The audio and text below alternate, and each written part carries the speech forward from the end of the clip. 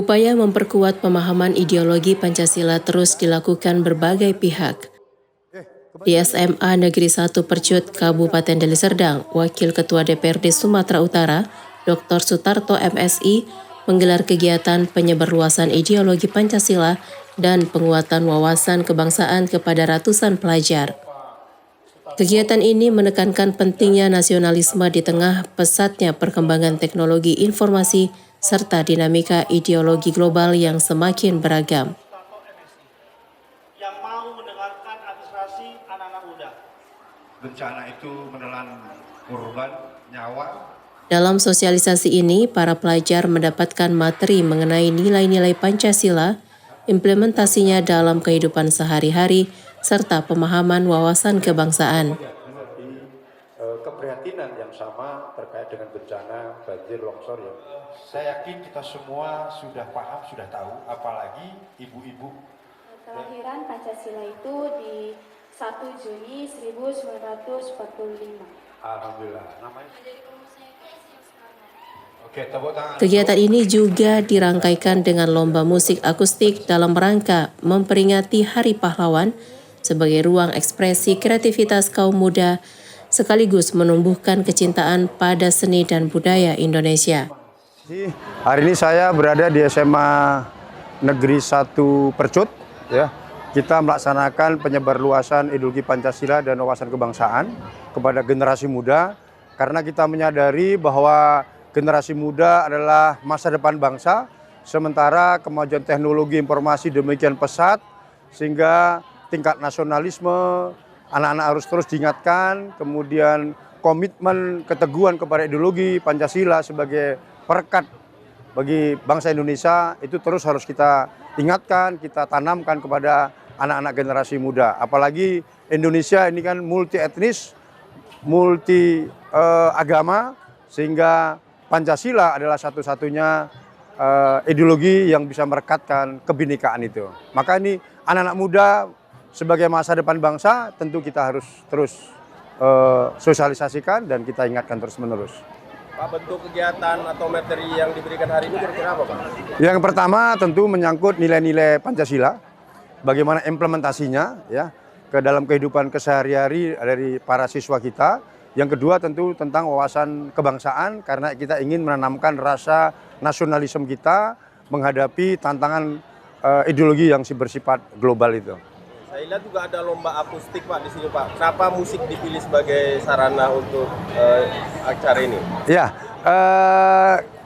lomba akustik ini kan anak-anak sekarang kan butuh juga satu implementasi untuk kreasinya, inovasinya, sehingga bakat dan minat mereka terhadap masalah musik sebagai bagian dari seni dan budaya kita harus terus kita kobarkan di antara anak-anak kita dalam rangka memperingati Hari Pahlawan. Ya. Pak, terakhir, Pak, pesan untuk generasi muda dalam mengimplementasikan nilai-nilai Pancasila ini, Pak. Ya, generasi muda Indonesia jumlahnya kurang lebih 54% dari total jumlah penduduk Indonesia. Tentu masa depan bangsa ini ada di tangan mereka. Dan kita yang majemuk tentu Pancasila harus terus-menerus menjadi komitmen mereka, komitmen bangsa Indonesia menjadi ideologi negara yang menyatukan bangsa kita. Sebagai penutup rangkaian kegiatan, salah satu peserta lomba band dari SMA Sultan Iskandar Muda menampilkan aksi panggung yang mendapat sambutan meriah dari para pelajar. Setelah penampilan tersebut, panitia mengumumkan para pemenang lomba musik akustik yang sebelumnya telah bersaing menampilkan kreativitas terbaik mereka. Dari Deli Serdang, tim TV One mengabarkan.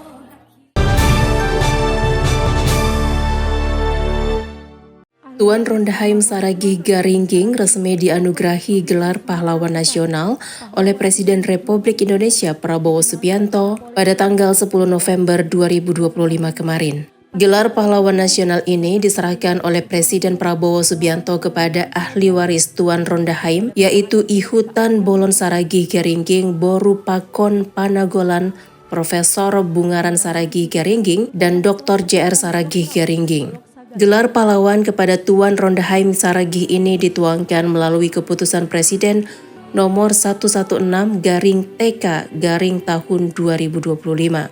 Tuan Rondaheim Saragih juga dikenal sebagai Napoleon dari tanah Batak karena kecakapannya dalam memimpin pasukan dalam peperangan melawan Belanda.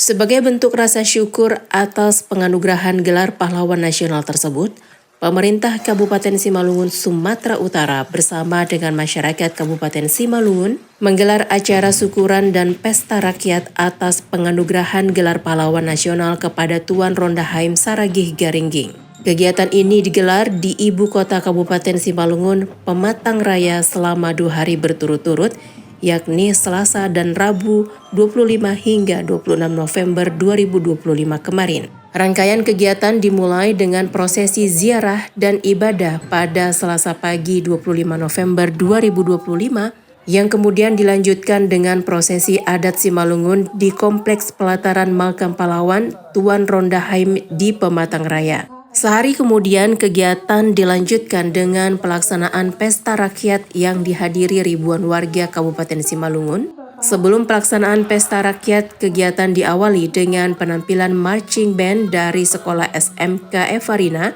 dilanjutkan dengan penampilan tari tradisional Tortor Somba adat Simalungun. Acara kemudian berlanjut dengan penandatanganan berita acara penyerahan simbol-simbol pahlawan nasional oleh ahli waris dan Ketua Umum Ihutan Bolon Hasadon Saragih Garingging Boru Pakon Panogolan, Dr. J.R. Saragih, kepada Bupati Anton Ahmad Saragih. Bupati Simalungun Dr. Haji Anton Ahmad Saragih menjelaskan bahwa penganugerahan ini bukan hanya untuk seorang pemimpin besar dari Tano Habonaron Dobona, melainkan juga pengakuan atas peran masyarakat Simalungun dalam sejarah bangsa.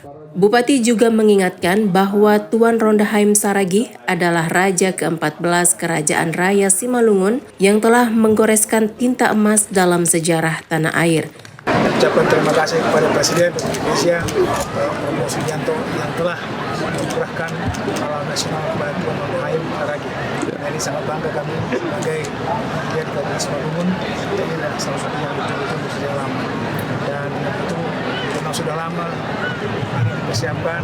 Ya, sekarang tanggal 10 November kemarin diberikan penganugerahan di istana.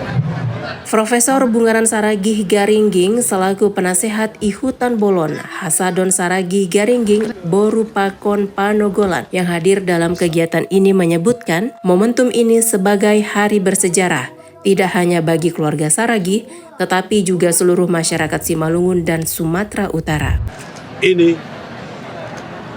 buat Simalungun, buat Sumatera Utara, dan buat Indonesia. Sejak saya masih SD, opung saya sudah bilang, itu Rondaheim itu luar biasa.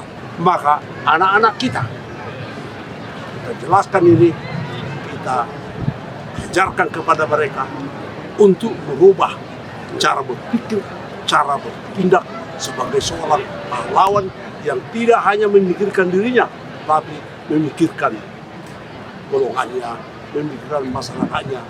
Sementara itu, Bupati Simalungun periode 2010 hingga 2020, Dr. J.R. Saragih SHMM, yang juga Ketua Umum Ihutan Bolon Hasadon Saragih Garingging Boru Pakon Panonggalan, menyampaikan bahwa gelar tersebut menjadi pembuka jalan untuk membangkitkan kembali ingatan sejarah pada generasi muda. J.R. Saragih juga menyampaikan terima kasih yang sebesar-besarnya atas nama keluarga kepada masyarakat Kabupaten Simalungun yang memberikan dukungan dan berpartisipasi, termasuk Wali Kota Tebing Tinggi yang juga merupakan ahli waris Tuan Rondaheim. Ini kan sesuai dengan kajian ilmiah, itu yang dikaji dengan Universitas Sumatera Utara. Pada saat itu saya bupati, karena kita tahu sama-sama tahun 80-an itu pernah diajukan, melanjutkan yang dikerjakan pada tahun 80-an. Kita buat seminar, buat kajian, ternyata ada dukungan baik dari kabupaten-kabupaten yang ada di sekitarnya, yang pernah opung kami ini, Tuan Rondaheim ini pernah di situ berjuang untuk melawan Belanda pada saat itu. Akhirnya sangat menarik karena ada pahlawan dari pejuang dari Batak itu yang berani melawan penjajahan pada saat itu. Dibuka dalam sejarah itu. Akhirnya ada sekitar 59 yang diajukan itu, disetujuinlah 10. Termasuk mantan presiden kita 2, yaitu Pak Harto dan Gus Dur. Termasuklah di dalam itu adalah Tuan Ronda HM. Sementara itu, Wali Kota Tebing Tinggi mengucapkan terima kasih kepada Presiden RI Prabowo Subianto yang telah menganugerahkan gelar pahlawan nasional kepada Tuan Ronda HM Saragih menjadi pahlawan nasional.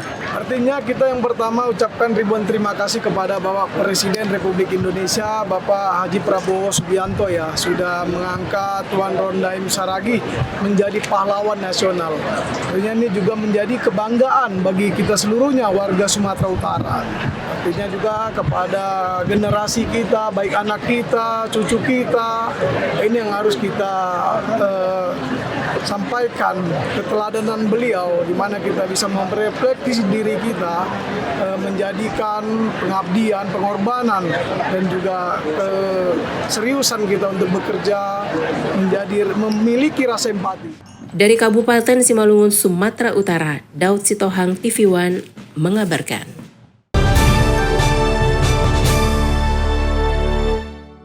Tumpuan Damanik Boru Panogolan TDBP Siantar Simalungun menggelar kegiatan Harungguan Bolon atau rapat besar pemilihan pengurus Marga Damanik untuk wilayah Kota Pematang Siantar dan Kabupaten Simalungun.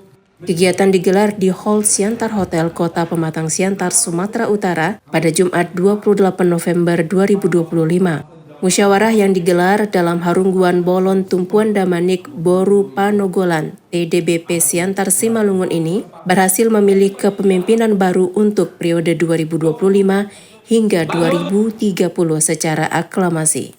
Hal ini sebagai bentuk kesatuan dan kebulatan tekad yang kuat dari seluruh keluarga Marga Damanik dalam memilih pemimpin Marga Damanik untuk periode 5 tahun mendatang. Kegiatan diawali dengan pembukaan Harungguan Bolon ditandai dengan ritual adat Simalungun dan dilanjutkan dengan pemukulan gordang oleh Irjen Pol Purnawirawan Wagner Damanik selaku Ketua Umum Tumpuan Damanik Boru Panogolan se-Indonesia. Melalui musyawarah yang berlangsung hangat dan penuh kebersamaan ini, terpilih Ketua Umum TDBP Siantar Simalungun, Satben Riko Damanik, Sekretaris M. Fikri Damanik, dan Bendahara Hotbinson Damanik.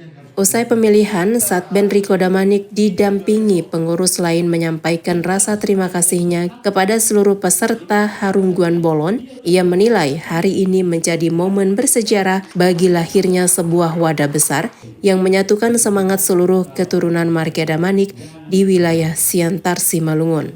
Dengan slogan Damanik kuat, kompak, dan bisa, ia berharap semangat itu benar-benar terwujud dalam tindakan dan sejarah baru bagi seluruh keturunan Damanik.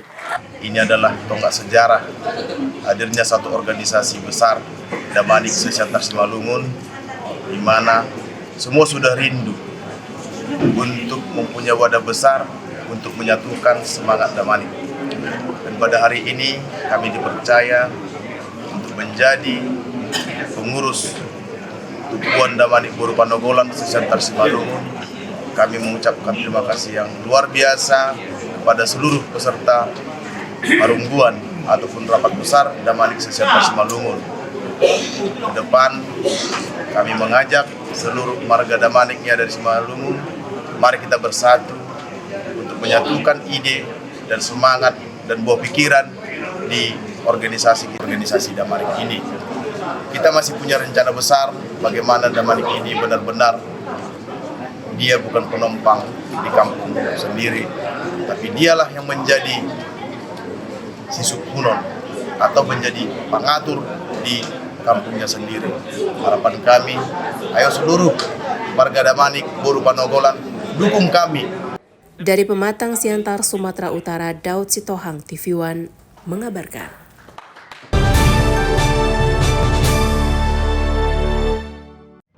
Pelaksanaan acara Patapei Sihilap atau pelantikan pengurus Tumpuan Damanik Boru Panogolan TDBP Siantar Simalungun yang digelar di lapangan Haji Adam Malik Kota Pematang Siantar, Sumatera Utara pada Sabtu 29 November 2025 berlangsung meriah.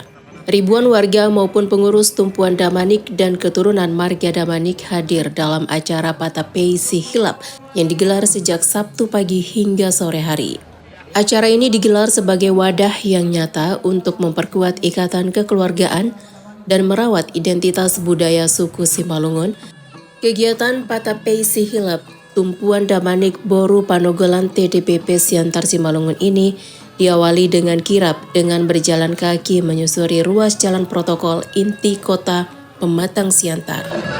Usai long march, acara kemudian dilanjutkan dengan penyambutan tamu-tamu undangan, di antaranya Wali Kota Pematang Siantar dan Bupati Simalungun yang hadir dengan berpakaian lengkap adat Simalungun. Prosesi pelantikan pengurus Tumpuan Damanik Boru Panogalan Damanik wilayah Siantar Simalungun diawali dengan pembacaan SK dan pemberian bendera Pataka dan SK kepengurusan DPC HSBP Kota Pematang Siantar. Pemberian petaka dilakukan langsung Irjen Pol Purnawirawan Dr. Andos Maruli Wagner Damanik selaku Ketua Umum TDBP se-Indonesia kepada Ketua Terpilih TDBP Siantar Simalungun periode 2025-2030 Satbem Riko Damanik, Sekretaris M. Fikri Damanik, dan Bendahara Hotbinson Damanik. Selanjutnya, Ketua Umum TDBP juga menyematkan seperangkat pakaian adat Simalungun yang disebut hiyo kepada masing-masing pengurus. Usai dilantik, Ketua dan pengurus TDBP Siantar Simalungun kemudian melanjutkan pelantikan kepada 40 pengurus kecamatan PAC TDBP yang ada di wilayah Kota Pematang Siantar dan Kabupaten Simalungun. Bupati Simalungun Haji Anton Ahmad Saragi yang hadir dalam kegiatan ini menyampaikan bahwa momen kebersamaan semacam ini adalah pengingat bahwa nilai persatuan harus terus dijaga dan diwariskan antar generasi. Sementara itu, Wali Kota Pematang Siantar Wesley Silalahi memberikan apresiasi terhadap penyelenggaraan acara ini. Wesley menyebutkan bahwa pertemuan besar ini bukan hanya ajang silaturahmi, melainkan sarana memperkuat identitas dan nilai-nilai budaya leluhur. Sementara itu, Ketua Umum TDBP Indonesia Irjen Pol Purnawirawan Dr. Andos Maruli Wagner Damanik menyampaikan apresiasi atas semangat kebersamaan keluarga besar Damanik yang terus terjaga. Menurutnya, hadirnya generasi muda menjadi kekuatan besar bagi TDBP untuk menghadapi tantangan masa depan karena mereka yang paling mampu membaca perkembangan zaman dan membawa organisasi maju. Wagner menjelaskan bahwa TDBP tidak hanya bergerak dalam pelestarian budaya tetapi juga aktif dalam kegiatan sosial dengan harapan organisasi ini memiliki tujuan yang lebih luas dan memberikan manfaat nyata bagi masyarakat Damanik. Sementara itu, Ketua TDBP Siantar Simalungun Satben Riko Damanik menegaskan bahwa acara Harungguan Bolon, Patapei Silihap, dan Marsambu Sihol merupakan momentum spesial untuk menyatukan ribuan keturunan Damanik dari berbagai daerah. Satben Riko Damanik juga menyebutkan bahwa marga Damanik dikenal sebagai si Pukahuta atau penjaga kampung. Usai prosesi pelantikan pengurus, kegiatan ini dilanjutkan dengan acara makan bersama dan pertunjukan seni serta budaya Simalungun menampilkan sejumlah artis Simalungun guna menghibur warga Kota Pematang Siantar dan tamu undangan yang hadir dalam acara tersebut.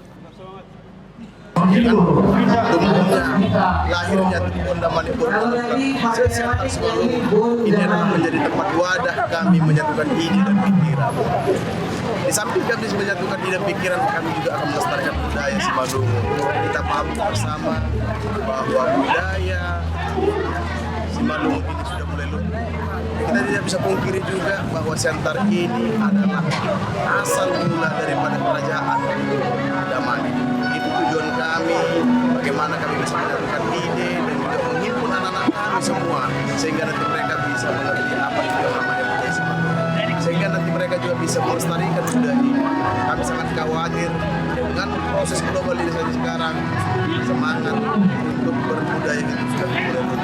Ke depan kami akan mempunyai tugas dan juga rencana ke bekerja, di mana semua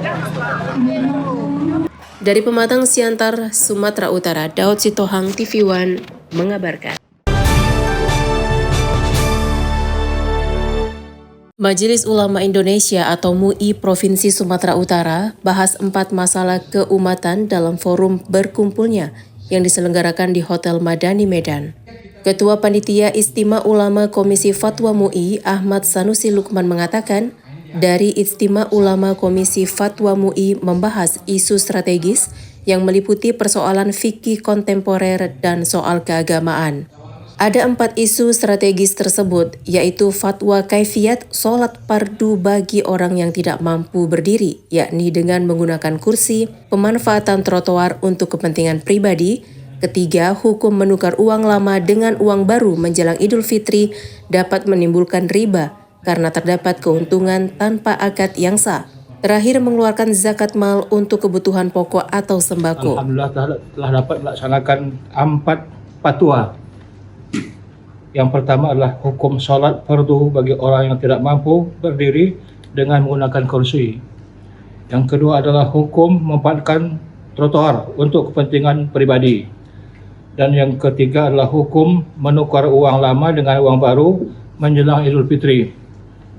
Yang terakhir adalah hukum mengeluarkan zakat mal dengan kebutuhan pokok atau sembako.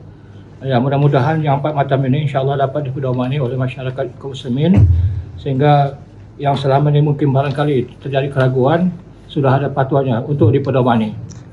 Fatwa ini adalah inti daripada kegiatan apapun di Majelis Ulama.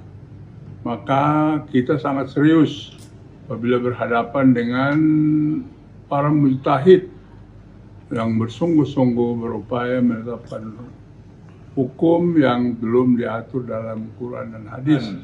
Yang mudah-mudahan saja berbagai fatwa-fatwa yang keluar tahun 2025 ini akan berhasil diadopsi oleh pemerintah.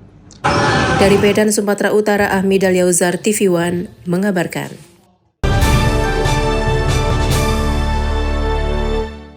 Di pesisir barat Lampung, sebuah jalan penghubung yang telah dibuka sejak 6 tahun lalu masih belum tersentuh pembangunan. Kini warga 3 Pekon menanti perbaikan akses yang menjadi urat nadi aktivitas mereka sehari-hari. Sejak tahun 2019 lalu, pemerintah Pekon Tanjung Sakti membuka badan jalan baru sepanjang 2,5 km dengan lebar 6 meter. Jalan ini diproyeksikan menjadi nadi penghubung Tanjung Sakti, Rata Agung, jalur evakuasi saat darurat, serta akses utama untuk menggerakkan hasil bumi warga. Namun 6 tahun berlalu, harapan itu masih tergantung. Berkali-kali pemerintah Pekon mengusulkan pengerasan jalan kepada pemerintah kabupaten, namun hingga kini belum mendapat respon pembangunan. Di sisi lain, keterbatasan anggaran desa membuat Pekon tidak berdaya meningkatkan kondisi jalan secara mandiri. Padahal pengembangan jalan ini disebut akan membuka akses untuk 3 Pekon di Kecamatan Lemong. Warga dapat menjangkau pusat kesehatan, pasar, dan menjual hasil pertanian dengan waktu tempuh jauh lebih cepat. Peningkatan akses jalan ini menjadi harapan besar warga 3 Pekon di Kecamatan Lemong. Kini mereka hanya bisa menanti kebijakan pemerintah untuk memastikan mobilitas, ekonomi, dan layanan publik dapat berjalan lebih efisien. Perlu saya jelaskan bahwa jalan ini sangat penting sekali. Karena dengan adanya jalan ini bisa mensejahterakan masyarakat Pekon Tanjung Sakti untuk mengambil hasil petani, damar, kopi, cengkeh, dan juga bentar lagi ada kelapa sawitnya. Dari pesisir barat Lampung, Pujian Syah, Daniel Ngantung, TV One mengabarkan. Abrasi pantai di Pekon Lemong terus mengancam permukiman warga. Sedikitnya puluhan kepala keluarga terdampak dan sejumlah fasilitas rusak akibat gelombang tinggi yang terjadi setiap tahun. Warga pun meminta perhatian serius dari pemerintah. Seperti inilah kondisi akibat abrasi di Pemangku 1 Pekon Lemong, Kecamatan Lemong, Kabupaten Pesisir Barat Lampung. Pantai di wilayah ini terus tergerus ombak setiap tahun, menyebabkan kerusakan di sejumlah titik pemukiman. Sedikitnya 95 kepala keluarga terdampak, sejumlah fasilitas warga seperti pondasi rumah, tembok penahan air hingga area pemakaman umum rusak tergerus abrasi. Bahkan 6 rumah dilaporkan mengalami kerusakan berat sehingga penghuninya terpaksa menumpang di rumah sanak keluarga. Warga mengaku selama ini mereka hanya bisa memperkuat bagian yang rusak dengan peralatan seadanya. Dampaknya kita ombak, kalau ombak tinggi ya inilah seperti ini, udah rusak semua. Jadi ya harapan masyarakat Papan Lemong ya gimana cara gimana dari tingkat kabupaten maupun provinsi maupun pusat juga minta minta dibantu ya masyarakat kita ini kan, supaya jangan sampai air laut ke pemukiman. Dan juga ini Pak ada air sungai sana, kan air sana kalau banjir ini menodok ke sini semua Pak. Tak hanya soal abrasi, jalan lingkar Pekon sepanjang 2 km ini juga mengalami kerusakan parah. Kondisinya berlubang dan tidak layak digunakan, menyulitkan akses warga untuk beraktivitas. Ya, harapan kita Pekon ngomong ini harapan untuk segera laut menahan abrasi pantai itu. Jadi diharapkan kepada pemerintah daerah terutama sama bantuan pemerintah provinsi itu segera merealisasikan bantuan abrasi pantai itu, karena itu sudah kita ajukan berapa kali belum terrealisasi, mungkin juga tempat sanggaran dari pemerintah daerah. Dari Lampung Barat, Lampung, Pujiansyah, Daniel Ngantung, TV One mengabarkan.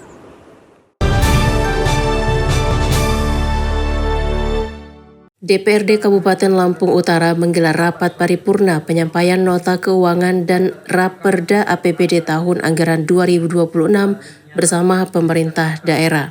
Dalam rancangan APBD 2026, total pendapatan daerah diproyeksikan mencapai 1,6 triliun lebih, sementara total belanja daerah direncanakan sebesar 1,7 triliun. Jika dibandingkan rancangan pendapatan daerah dengan alokasi belanja daerah, maka terdapat defisit anggaran sebesar 17,4 miliar. Rapat paripurna penyampaian nota keuangan dan Raperda APBD tahun anggaran 2026 bersama pemerintah daerah digelar pada Rabu 5 November 2025. Rapat paripurna dipimpin Wakil Ketua 2 DPRD Lampung Utara Dedi Andrianto dan dihadiri Wakil Bupati Lampung Utara Romli, serta dihadiri 25 anggota DPRD terdiri atas 21 anggota hadir langsung dan 4 anggota mengikuti secara daring. Wakil Bupati Romli menyampaikan pemerintah Kabupaten Lampung Utara berkomitmen mewujudkan anggaran pendapatan dan belanja daerah atau APBD tahun 2026 yang efisien, transparan, dan berpihak pada pelayanan publik. Hari ini saya Wakil Bupati Lampung Utara menyampaikan rancangan anggaran pendapatan belanja daerah Kabupaten Lampung Utara tahun 2026 yang memang sudah waktunya untuk dibahas atau disampaikan ke DPRD Lampung Utara. Itu sesuai dengan jalannya paripurna tadi, harapan kami ingin mempercepat, tapi tidak mempercepat tanpa mengurangi nilai dari mana pembahasan. Hingga kami menekankan kepada rekan-rekan dari OPD untuk menyampaikan bahan-bahan yang ingin dibahas, sehingga waktu tetap berjalan, tetapi kualitas pembahasan tetap harus kita utamakan demi masyarakat Lampung. Dari Lampung Utara, Lampung, Pujiansyah, TV One mengabarkan.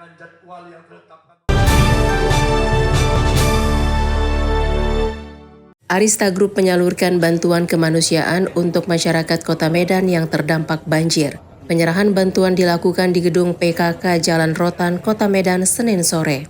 Bantuan tersebut diterima langsung oleh Wali Kota Medan, Riko Triputra Bayu Waas. Pada penyerahan tersebut, mewakili Arista Group, Iskandar ST bersama Direktur Operasional Arista Group, Ali Hanafia, Manajer Operasional Arista Group, Suwandi Wijaya di hadapan Wali Kota Riko Waas menyampaikan bahwa bantuan ini merupakan bentuk komitmen perusahaan untuk hadir di tengah masyarakat yang sedang menghadapi kondisi sulit.